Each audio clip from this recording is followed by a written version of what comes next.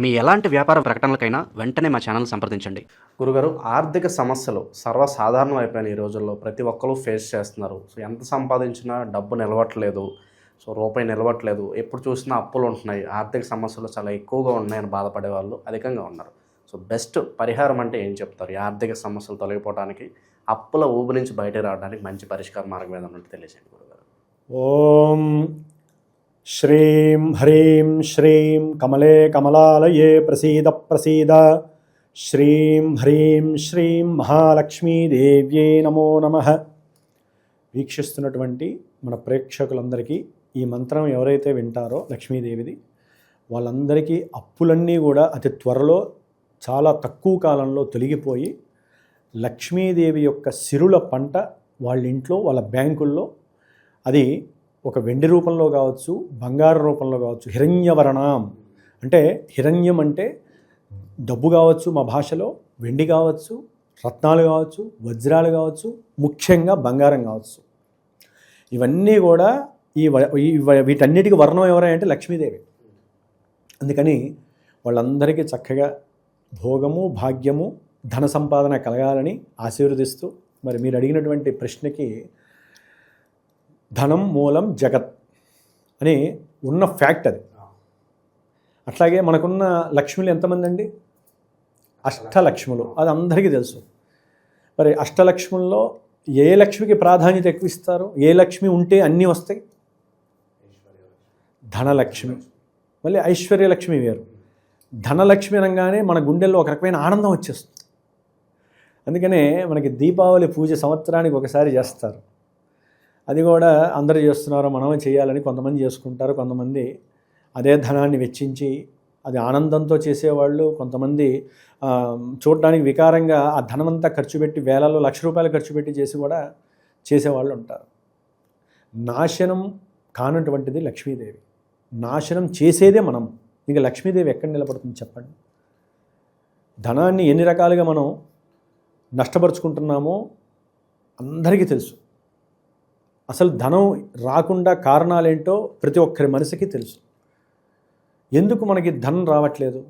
వచ్చిన ధనం ఎందుకు వెళ్ళిపోతున్నాయి? దానికి కారణాలు మీకు కూడా తెలుసు కదా. ఇప్పుడు ధనం రాని మనిషి లేడు. ఒక గుడి ముందు ఒక బిచ్చగాడు కూర్చుంటాడు. కర్మ ఫలితంగా వాడు కూర్చొని అడుక్కున్న వాడికి డబ్బులు వస్తూనే ఉంటాయి ఏదో రకంగా. అట్లాగే ఒక మంచి స్టేజ్లో ఉన్నతంగా, అది పొలిటీషియన్ కావచ్చు, పారిశ్రామికవేత్త కావచ్చు, లేదా మాలాంటి వాళ్ళం కావచ్చు, ఎవరమైనా సరే మనం చేసే వృత్తి ధర్మాన్ని బట్టి ఏదో రూపాయి రావడం తథ్యం. ధనం చూడని వాడు, ముట్టని వాడు ఉన్నాడు ప్రపంచంలో. మరి ఎక్కడ ధనలక్ష్మి అనుగ్రహించట్లేదండి ఎవరిని? వచ్చిన దాన్ని నిలబెట్టుకోలేని స్థితి ఎవరికి ఉందండి? ఉన్నవాడు నిలబెట్టుకోడు, బిచ్చగాడు నిలబెట్టుకోడు. ఎందుకంటే ఎవడికి ఉండేది రాత్రిపూట సమాలోచనలు కొన్ని ఉంటాయి. కొంతమంది కోరికల ద్వారా డబ్బులు కొంతమంది పోగొట్టుకుంటారు. కొంతమంది ప్రయాణాల ద్వారా ఊరినే ప్రయాణాలు చేసి పోగొట్టుకుంటారు. ఎవరి కర్మానుసారంతో, ఎవరి బుద్ధి రూపంతో వాడు సంపాదించిన 10 రూపాయలని పోగొట్టుకునేవాడు ఉన్నాడు. ఇంకొంతమంది ఉంటారు, మీరు అన్నారు అప్పు, అత్యాశ. ఆశతో బతికేవాడు ప్రతినిత్యము కష్టించి శ్రమించి నాకు వచ్చిన దాంతో తృప్తిగా బతికేవాడు ఆశపడేవాడు. దురాశ, అత్యాశ. మళ్ళీ దీంట్లో అత్యాశ అంటే ఏంటి? మనం పడిన కష్టానికి ఇవాళ నేను 1000 రూపాయలు వస్తే చాలని నేను కోరుకుంటానండి. మళ్ళీ రేపటి రోజు మనకు అనవసరం, మనకు తెలియదు. నేను తిని నా పిల్లల్ని పోషించుకుంటే చాలని నేను అనుకుంటాను. కొంతమంది ఇవాళ పడ్డ కష్టానికి ఈ వీడియో చూసి నాకు 1,00,000 మంది ఫోన్లు చేయాలి, ఆ 1,00,000 మంది నాకు పూజలు చెప్పాలి. ఇది అత్యాశ. ఈ అత్యాశ వలన ఏమవుతుంది? వీడికి దురాశ ప్రారంభమవుతుంది. ముందు దురాశతో అత్యాశ వస్తుంది. కాబట్టి దురాశ, అత్యాశ ఇవన్నీ కూడా కొన్ని గ్రహాలు పరిపాలిస్తాయి, మనకు అనవసరం. వాటితో లక్ష్మీదేవి ఉండదు, రాదు. దాని ద్వారా ఏమవుతుందంటే అప్పులు ఎక్కువ అవుతాయి. ఉన్న లక్ష్మిని జాగ్రత్తగా కాపాడుకుంటూ ఇంట్లో నిత్యము ఏదో ఒక పూజా పునస్కారాలు చేసుకుంటూ 10 మందికి అన్నదానాలు, అంటే అన్నదానం అంటే ఇంత పొంగలి వండి నైవేద్యం పెట్టినా అన్నదానం అని అంటారు. అట్లాగే చక్కెర పొంగల్ చేసి పెట్టినా, దేవాలయంలో ఇంత పెట్టినా కూడా అన్నదానం అనే అంటారు. లేకపోతే వారు అన్నం వండుకొని కింద వాచ్మెన్కో లేకపోతే ఒక ముద్ద పెట్టి పైన కాకులకో పక్షులకో పెడతారు చూసారా, అది ఒక రకంగా అన్న సంతర్పణ, అన్నదానమే. ఇట్లా ఎన్నో రకాలుగా మనము ధాన్యలక్ష్మిని యూజ్ చేసిన ధనలక్ష్మితో సమానమే. అట్లాగే కొంతమందికి వస్త్రాలంటే బాగా మోజు. వీడికి వచ్చేదేమో 22,000 రూపాయల జీతం నెలకి. వీడు మనకి ప్రతి నెల పండుగలు వస్తాయి తెలుసుగా మీకు. 12 నెలలు మనకి విశేషమైనవే. వాళ్ళు ఏం చెప్పారు, మన పూర్వీకులు, నాయన కొత్త బట్టలు ధరించండి అని కొన్ని పండగలకి చెప్పారు. మన వాళ్ళు కొత్త బట్టలు అని చెప్పి 4 జతలు కొంటారు ప్రతి పండగకి. ఎక్కడి నుంచి వస్తాయి సార్? Credit cards. అప్పు. క్రెడిట్ మనం తీసుకోవట్లేదండి, ఆల్రెడీ జేబులో మూల పడి ఉంటుంది. అది ఎన్ని ఉంటాయి తెలుసా ఒక్కరికి? ఒకడు చూపిస్తే, వాడు పర్సు చూపిస్తే 7-8 ఉంటాయి. యాక్సిస్ బాకు అవన్నీ బ్యాంకు డిపాజిట్లు చేసినవి కాదు, క్రెడిట్ కార్డులు. మనకి ఫోన్లు వస్తాయి కదా, వాటికి మానసికంగా లొంగిపోయి ఎవరైతే క్రెడిట్ కార్డుని డబ్బులు చేతిలో పెట్టుకుంటారో, క్రెడిట్ కార్డుని పెట్టుకుంటారో, డబ్బులు కూడా కాదు, కావాలంటే గమనించండి. పూర్వకాలం కానీ ఇప్పుడు కానీ మీరు ఒక 1000 రూపాయలు జేబులో పెట్టుకొని ఒక డీమార్ట్కి వెళ్ళి మీరు ఒక 2 వస్తువులు కొనడానికి 200 రూపాయలు ఖర్చు పెడదామని వెళ్తారు కదా, మీరు 200 మించి పైన ఖర్చు పెట్టరు. డబ్బులు తీసి 800 పెట్టుకొని 200 కొనుక్కొస్తారు. అదే క్రెడిట్ కార్డు తీయండి, 20,000 రూపాయలు పెట్టుకొని ఆ నెలల్లో వాడికి నిద్ర పట్టదు, అన్నం తింటావు, ఇంట్లో భార్య మీద కోపము, తల్లిదండ్రుల మీద కోపము, స్నేహితులతో కోపము, ఎవరితో చూసిన పిల్లల్ని చావ కొడతారు, బండ్లను దంతారు, సెల్ ఫోన్లు విసిరేస్తారు, నైట్ పూట నిద్ర పట్టదు. ఎవడు చేయమన్నాడండి? అంటే అప్పు అనేది ఎవరు చేస్తున్నారు సార్? మన మనసు అత్యాశ, ఇది కాదు ఇంకా ఏదో జీవితం. ఏదో చిన్న బండి ఉంటుంది కదా, అది నడుపుకోడు, అయ్యో అది 7-8 ఏళ్ళు అయిపోయింది, ఇక దీన్ని తీసేయాలి. ఫోన్లు వస్తాయి కదా, మా బండి HDFC నుంచి మీకు ఫ్రీ లోన్ అంటాడు. సరే, తర్వాత దాని వాయింపుడు వాడికి తెలుస్తుంది అనుకోండి. ఏం చేస్తాడు? ఎటు 1,00,000 రూపాయలు పెడుతున్నాము, ఇంకో 2,30,000 పెడితే బుల్లెట్ అందరు నడుపుతున్నాడు, బుల్లెట్ తీసుకుంటాడు. ఉన్న బండితో అడ్జస్ట్ అయితే అప్పు కాదుగా, ఈ అప్పు వస్తుంది, దాని లోన్లు కడతాడు. ఎక్కడండి మనిషికి ఊపిరి ఎక్కడ ఆడుతోంది? వీడు తినేది ఇంత. అసలైన మీరు అన్నారు చూసారా ఐశ్వర్య లక్ష్మి అని. ఐశ్వర్యం అంటే ఏంటి తెలుసా అండి? 2 పూట్ల ఇంత అన్నము, లేకపోతే ఒక పూట అన్నం తిని ఇంకో పూట టిఫిన్ చేసి తిన్నదంతా అరిగిపోతుంది చూసారా, అది ఒక ఐశ్వర్యం. అదే లక్ష్మీదేవి. పడుకున్న తర్వాత వెంటనే కొంతమంది చక్కగా నిద్రపోయి తెల్లవారుజామున లేస్తారు చూసారా, దాన్ని మించిన ఐశ్వర్య లక్ష్మి లేదు సార్. సంపాదించేటటువంటి లేకపోతే బాగా 1000 కోట్లు ఉన్నవాడు కూడా నిద్రపోయినట్టుగా చరిత్రలో లేదు. ప్రతి అవతల వాడిని ఆర్పేసి లేకపోతే లేపటి రోజున అప్పు చేసి ఇది కొనాలి అది కొనాలి అనుకునేవాడికి దాదాపు సంవత్సరం నుంచి నిద్ర పట్టదు. అప్పు చేసి లోన్లు తీసుకొని ఇల్లు కట్టిన వాడికి అప్పు తీరాక కూడా వాడి జీవితాంతం చెప్పుకుంటూనే ఉంటాడు, నేను అప్పు చేసి కట్టుకున్నా అని. అసలు అప్పు అనే మాట ఎప్పుడైతే మన నోటమ్మడి వస్తుందో దరిద్ర దేవత ఇక్కడ కూర్చున్నట్టే. లక్ష్మీదేవి మీ దగ్గర ఎంత ఉన్నా ఉపయోగం లేదు. కాబట్టి అష్టలక్ష్మిల్లో లక్ష్మీదేవి అనేటటువంటి ఆవిడ చరము స్థిరము అని 2 ఉంటాయి. స్థిరలక్ష్మి అంటే మనసులో కోరికలు లేకుండా మనకున్న దాంతో తృప్తిని అనుభవిస్తూ సంతృప్తిగా బతకడంతో స్థిరలక్ష్మీదేవి మనల్ని ఆవాహితమై ఒక మంచి వస్త్ర రూపకంగా, ఒక మాట రూపకంగా, ఒక శ్రవణ రూపకంగా, అట్లాగే మనకు కావలసినప్పుడు ఏదో బంగార రూపకంగా మన ఒంటి మీద ఉంటుంది చూసారా, ఆవిడ స్థిరలక్ష్మి. అట్లాగే ఒక ఆస్తి, తాతముత్తాసల ఆస్తిలో మనం కొని ఒక 100 గజాలు కొనుక్కుంటాం చూసారా, ఆవిడ స్థిరలక్ష్మి. ఈ బండ్లు, ఈ సెల్ ఫోన్లు, అట్లాగే ఇంకా రకరకాల ల్యాప్టాప్లు, పెద్ద పెద్ద టీవీలు, సోఫా సెట్లు, లేదా పెద్ద గృహము, ఇవన్నీ లక్ష్మీదేవులు కాదు. వాడికి లక్ష్మీదేవి ఉండదండి. అవన్నీ ఉంటే ఏమవుతుందండి? మనకు వచ్చే 22,000 జీతము 45,000 రూపాయలు వీటికే ఖర్చు అవుతాయి. వీటిల్లో వీళ్ళు తినేది ఎంత అనుకున్నారు? ఇంతే. నెల మొత్తం చూస్తే వీళ్ళు తినే తిండిలో దాదాపు ఒక 3.5 కిలోలు కూడా తిండువాడు అన్నం, భోజనం. లక్ష్మీదేవి ఏది? అనారోగ్యం. అట్లాగే వీళ్ళు కొంతమంది ఏంటంటే దేవుడి మీద భక్తి అనుకొని అప్పులు చేసుకొని లేకపోతే వీడికి వచ్చిన దాంట్లోనే తీసుకొని ఊర్లు వెళ్తూ ఉంటారు, ఊరిని తిరుగుతూనే ఉంటాడు. వాడి దగ్గర లక్ష్మి ఎక్కడ నిలుస్తుందండి? ప్రయాణాలు సంవత్సరానికి ఒకసారి దైవం దగ్గరికి వెళ్ళటం ఎందుకంటే మనకి ఆ క్షేత్ర బలం మనతో పాటు తీసుకొచ్చుకొని మన మనసు కూడా ఎప్పుడు ఇంట్లోనే ఉంటాం కాబట్టి భార్య పిల్లలతో తల్లిదండ్రులతో హ్యాపీగా వెళ్ళొస్తాం. దానివల్ల ఏంటంటే మనశ్శాంతి కలుగుతుంది. ఇక కనిపించిన ప్రతి దేవాలయం లేకపోతే ఇప్పుడు టీవీలో చూపిస్తూనే ఉన్నారు, అక్కడని ఇక్కడని వీడు తిరుగుతూనే ఉంటాడు, బండ్ల మీద, కార్ల మీద. ఇప్పుడు అందరికీ కార్లు అయిపోయినాయి కదా, లోన్ కార్స్ అన్నీ అప్పులే. ఎవరిది కారు, ఫోన్లు కూడా అప్పులే. మరి ఎక్కడుందండి లక్ష్మీదేవి? ఎక్కడుంది చెప్పండి? వినేవాళ్ళకి తెలుసు, అనుభవించే వాళ్ళకి తెలుసు. లక్ష్మీదేవి అనేది ఇందాక నేను చెప్పిన వాటిల్లోనే లక్ష్మీదేవి ఉంటుంది. లక్ష్మీదేవిని కాపాడుకోవాల్సిన బాధ్యత మన మనసు, మన శరీరం మీదే ఆధారపడి ఉంటుంది. కుటుంబంలో ఒక్కడు కరెక్ట్గా మెయింటైన్ చేయగలిగితే లక్ష్మీదేవి మీ ఇంట్లో స్థిరంగా ఉంటుంది. ఓకే, ఇంకా ఏం పరిహారాలు చేయాలన్నారు కదా, ధనం నిలబడడానికి. ఇప్పుడు మనం సంపాదించామండి, ఎవడో ఫోన్ చేసి, లేకపోతే ఫోన్లలో నేను చాలా చూశానండి, వాట్సాప్లో ఒక లింక్ వస్తుందట. ఆ లింక్ ఓపెన్ చేస్తే ఇక వాడు వీడికి ఫోన్లు చేసి మీరు 10,000 పెడితే మీకు వెంటనే 40,000 అవుతుందని చెప్పి అంటూ ఉంటారు. అట్లా నాకు ఎన్నో ఫోన్లు వచ్చినాయి ఈ 1 year 1.5 yearలో. 40 లక్షలు, 1.5 కోటి, 22 కోట్లు. అమెరికా వాడు ఫోన్ చేశాడు నాకు, 22 కోట్లు పోయిన ఆస్తులను అమ్ముకున్నట్ట. ఫోన్లు లేవు, పాడు లేవు. తర్వాత ఫోన్ చేస్తే అంటే మీ దగ్గర డబ్బులు ఉన్నాయని ఎవరు చెప్పారు? కాలం చెప్పింది. దాన్నే గ్రహస్థితి అని మేము అంటాం.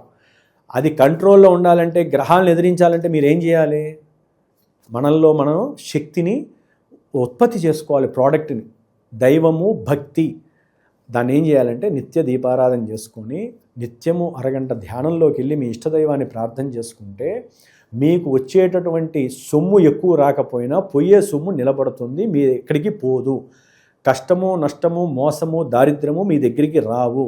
లక్ష్మీదేవిని ఫోటో పెట్టేసేసుకొని ఆరాధిస్తే లక్ష్మీదేవి రాదు. ప్రతినిత్యము ఉదయము సాయంత్రము స్త్రీ లేదా పురుషుడు కుదిరిన వాళ్ళు కనకదార స్తోత్రాన్ని ఎవరైతే నిత్యము పారాయణ చేస్తారో దానికి 48 రోజులు దీక్షలు ఇవ్వండి. ప్రతినిత్యము శ్వాస ఆడినంత కాలము, ఓన్లీ లక్ష్మి గురించే చెబుతున్నాను. ఆ ఆదిశంకరాచార్యులు వారు మనకు అందించినటువంటి వేదభీతమైనటువంటి ఆ యొక్క కనకదార స్తోత్రాన్ని చదివితే మీరు ఏ అష్టోత్తరాలు సహస్రనామాలు అవసరంలే. అవి నోరు తిరగడమే కొంచెం కష్టం. నోరు తిరిగిన తర్వాత మీ డబ్బు కూడా టర్నింగ్ అనేది మీకు అట్లా యాక్టివేట్ అవుతూనే ఉంటుంది. ఇక ఖర్చులు, అప్పులు అనేది మీ మనసుకి సంబంధించింది. దీనికి ఏ పరిష్కారం ఉండదు. అప్పు చేసినా మీరే, దాన్ని అనుభవించేది మీరే. దానికి గ్రహాలు తప్ప దైవము ఏ మాత్రము సంతకం పెట్టదు, దైవం హామీ ఇవ్వదు. మీరు ఎన్ని పూజలు చేయని, మీరు చేసే గొయ్యి తవ్వుతూనే ఉంటారు. ఆవిడ ఇస్తూ ఉంటే పోతూ ఉంటే ఇంక ఉపయోగం ఉంది. ముందు దీన్ని అరికట్టండి, కోరికలను అరికట్టండి. అది కొనాలి, ఇది కొనాలి, అది తినాలి, ఈ రెస్టారెంట్లకు పోవాలి. ఇంట్లో చక్కగా ఎవరైతే వండుకొని తింటారో వాళ్ళ ఇంట్లో లక్ష్మీదేవి స్థిరంగా ఉంటుంది. ఎవరైతే ఉన్న వస్త్రాలని చక్కగా ఉతుక్కొని ఆరేసుకొని ఇస్త్రీ చేసుకొని వేసుకుంటారో, కొత్తవి ఎప్పుడు పడితే అప్పుడు కొనుక్కోకుండా, వారింట్లో లక్ష్మీదేవి ఉంటుంది. 4 నెలలకి 6 నెలలకి కొత్త ఫోన్ వచ్చింది, అదేదో నెంబర్లు చెప్పుకుంటారు కొత్తగా. ఆ నెంబర్లు వచ్చిందని చెప్పి ఎవరైతే ఫోన్లు తెగ విచ్చలవిడిగా మారుస్తూ ఉంటారో లక్ష్మీదేవి నిలబడదు. అట్లాగే దీంట్లో ముఖ్యంగానండి లక్ష్మీదేవి సమయ వృధా. ఎక్కడో క్రికెట్ వస్తుంది, నేను అంటున్నందుకు ఎవరు భావించద్దు. క్రికెట్ అంటే అందరికీ ఇష్టమే. చక్కగా క్రికెట్లో మనకు 5 సంవత్సరాలకు ఒకసారి వస్తుంది, అది అందరం చూడాలి. వరల్డ్ వైడ్ ఇండియాతో లింక్ అయి ఉన్నవి అన్నీ చూడాలి. ఇప్పుడు వచ్చేవన్నీ వ్యాపారం చేసుకునేవాళ్ళు, వాళ్ళు బాగానే ఉంటున్నారు, కోట్లు. దాదాపుగా 7 గంటలు 6 గంటల సమయం కేటాయించి ఖాళీగా కూర్చొని ఎక్కడ పడితే అక్కడ ఉద్యోగాల్లో కానీ ఇళ్లల్లో కానీ కూర్చొని ఆ సమయం అంతా వృధా చేస్తే లక్ష్మీదేవి ఏమొస్తుందండి? చూస్తే మీకు ఏమన్నా వస్తుందే? దాని మీద ఏదన్నా పెడితే ఒకసారే వస్తుంది, 10 సార్లు మీరు నష్టపోయి అన్నీ క్లోజ్ చేసుకుంటారు. కాబట్టి నేను క్రికెట్ని అనట్లేదండి. క్రికెట్ అనేది ఒక క్రీడ, మన ఇండియాలో అత్యంత విలువైనటువంటి ధనాన్ని రొటేట్ చేసేటటువంటి క్రీడ. కానీ అది ఎంతవరకు చూడాలి? ప్రతి దేశం ఆడినప్పుడల్లా చూస్తే లక్ష్మీదేవి ఉండదు కదా. సమయం ఇచ్చుకుంటూ లక్ష్మీదేవి, అది గుర్తుపెట్టుకుని అందరూ కూడా.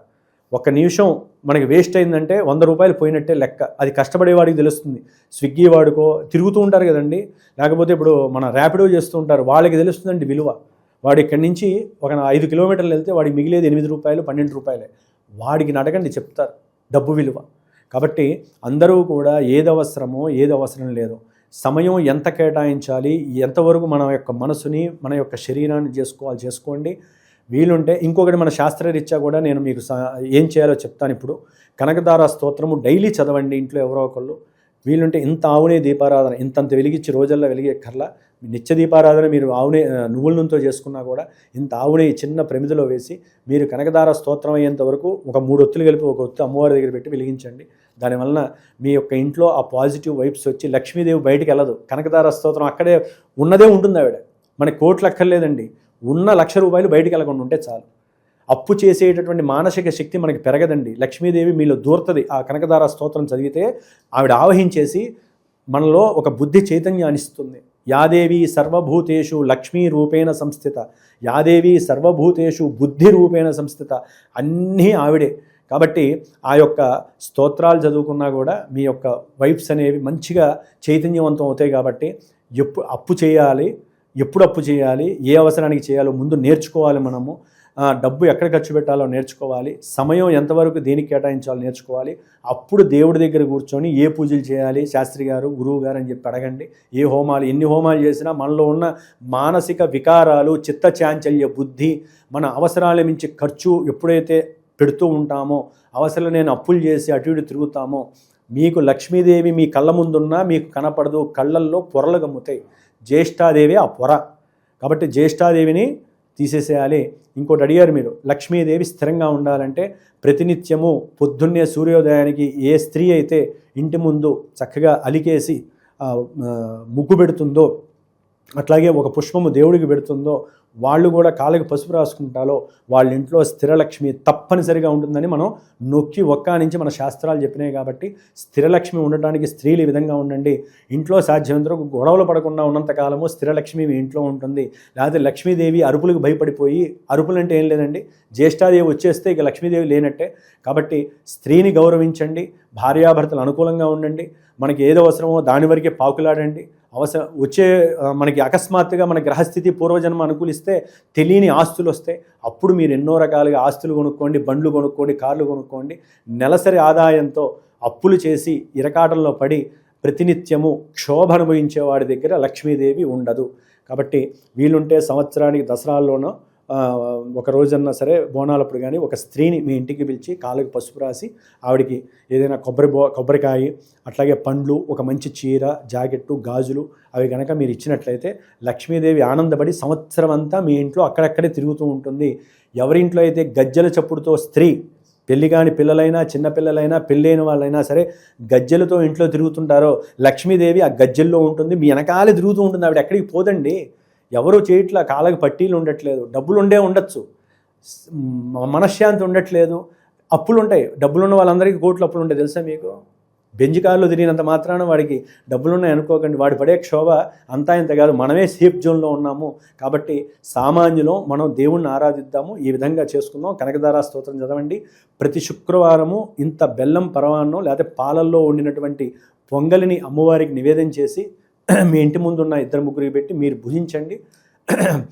ప్రతి శుక్రవారము ఈ ఎదురుకొండ వ్యక్తిని ఇంటికి పిలిచి కాళ్ళకి పసుపు రాసి బొట్టు పెట్టి ఆవిడికి కాస్త ఫలతాంబూలం ఏదో ఒకటి ఇస్తే లక్ష్మీదేవి మీ ఇంటికి వచ్చి వెళ్తారు. ఆవిడ మీ ఇంట్లో వదిలేసి వెళ్తుంది. ప్రతి ఇంట్లో కూడా ప్రతినిత్యము మన టీవీలో శ్రీ సూక్త పారాయణ పెట్టుకోండి. లక్ష్మీదేవి మీరు వద్దన్నా మీ ఇంట్లోనే ఉంటుంది, ఎక్కడికి పోదు. ఇది గుర్తుంచుకొని అందరూ ఉండాలి. వీటిల్లో ఎవరికైనా ఏదైనా బాధ కలిగే, ఎందుకంటే ప్రతి ఒక్కరిని చేసేవే నేను చెప్పినవన్నీ, బాధ కలిగే ఉంటే మటుకు అన్యదా భావించకండి. ఇది ఎవరైతే వింటారో, నేను చెప్పిన మంత్రం ఎవరైతే వింటారో, నేను చెప్పిన పరిహారాలు ఎవరైతే చేస్తారో వాళ్ళ ఇంట్లో ప్రతి నిత్యము లక్ష్మీదేవి చక్కగా సిరుల పంట కలిగిస్తూ ఆరోగ్యాన్ని, ఆయుష్ని, ఆనందాన్ని, అనుకున్న ప్రతి కార్యక్రమంలో సఫలీకృతిని ఇస్తుందంటంలో 100% నేను నమ్మకంగా చెప్పగలుగుతున్నాను. ఓకే.